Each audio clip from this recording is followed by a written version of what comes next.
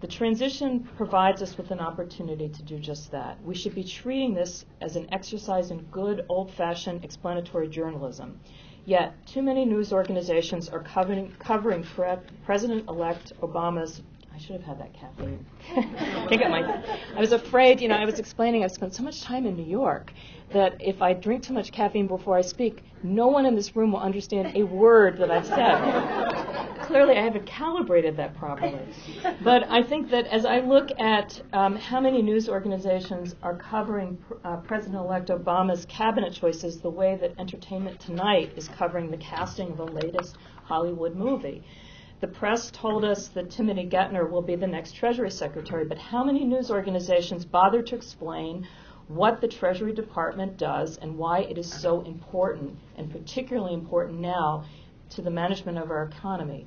How many delved into Mr. Geithner's record as president of the Fed?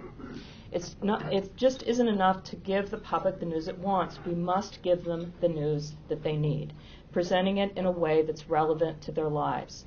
And just as we consider a presentation of news, we must consider the second P, the platforms we distribute news and information. It was heartening to see so many citizens, young Americans in particular, use new technology to engage in this year's election. The internet helped voters immerse themselves in the campaign, allowing them to feel deeply connected to the political process. They could go online to donate money, sign up to volunteer at a phone bank, and friend their favorite candidate on Facebook. Meanwhile, text messages allowed the campaigns to keep their supporters up to date on every new development in the race, whether it was the selection of a vice presidential running mate or at the time of the next big rally. This was the year politics went high-tech, but with a decidedly personal touch. I'm not sure the same can be said for journalism. There were occasional flashes of inspiration. Before the primaries, CNN held its YouTube debate, inviting users to upload video, and they posed questions to the Democratic and Republican candidates. I thought the most interesting exchange was during the Democratic Forum when Dennis Kucinich received a question about global warming from a snowman. Well, maybe that wasn't one of our finest moments in journalism, but I think it was at least a good attempt to try to engage people in a different way. I think more effective, perhaps, were the online maps. It seemed that every major news organization offered one, and it gave users the real opportunity to plot their preferred candidate's path to that promised land of 270 electoral votes. For the most part, though, the spirit of innovation that transformed campaigning in 2008 didn't spread to reporting. Most news organizations still haven't figured out how to make the internet work for them. We just had a great discussion during lunch about ways that our two organizations, Fox and PBS, are really thinking about this space, and neither one of us have really hit on the right way of thinking about what we're doing. Many are still taking reporting produced for other forms of media and putting it online and just sort of hoping that users aren't going to notice the difference. TV and radio operations are repackaging their newscasts as podcasts. Newspapers are posting their stories to their websites, but few news organizations are really yet producing original content for the web. I think this recalls the earliest days of television news when radio announcers would sit in front of a camera and read their stories. Not exactly the best TV. Radio on TV didn't work in the 40s, and TV on the internet doesn't work today. The web really does give us an opportunity to engage our readers and viewers on an individual basis, offering an unprecedented two-way exchange of information, and we should really be taking advantage of this. The campaigns figured out how to make the internet work for them in 2008, and I hope that news organizations can emulate their success.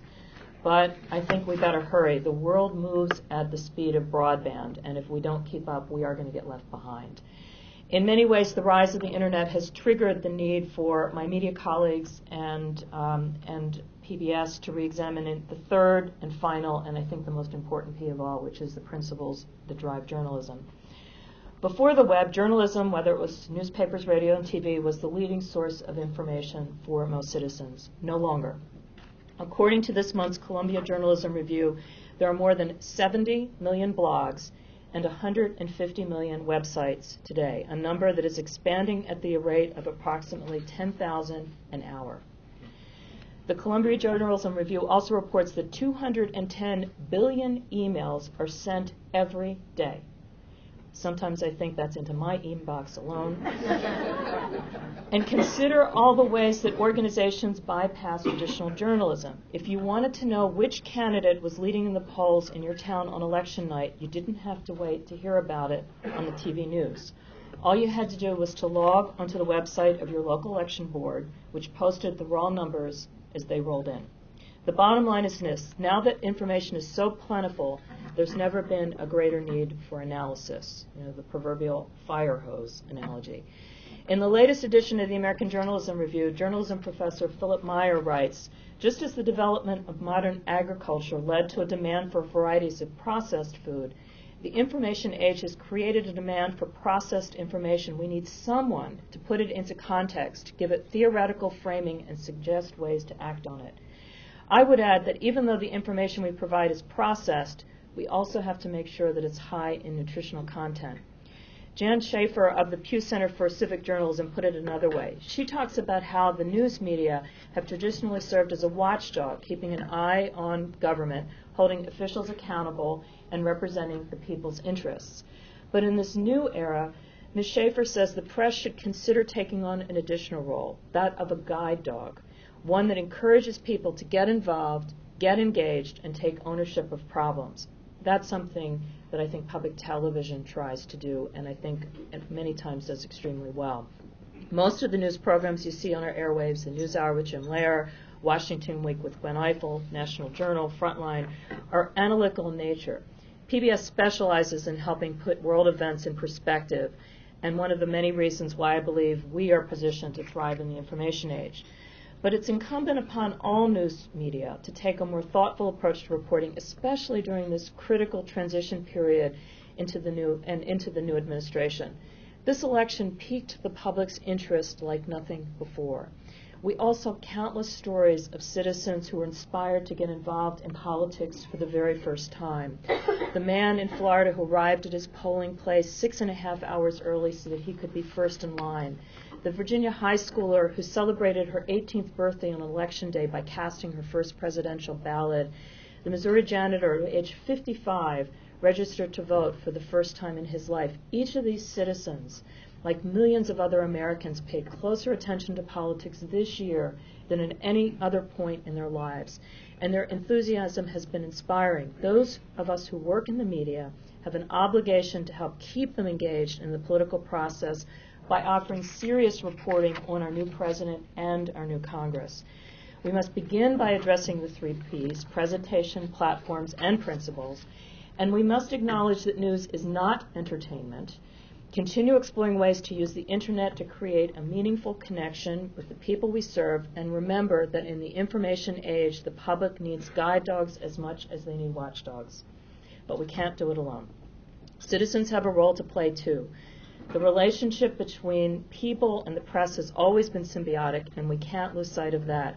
We need serious journalists to help us be good citizens, and we need serious citizens to demand good journalism. So let's work together to do that. Just as our nation came together this year to turn the page on our politics, let's come together to turn the page on our journalism, strengthening its quality, ensuring its relevance, and sustaining its ability to engage the American citizenry. That's our challenge. Thank you for inviting me today.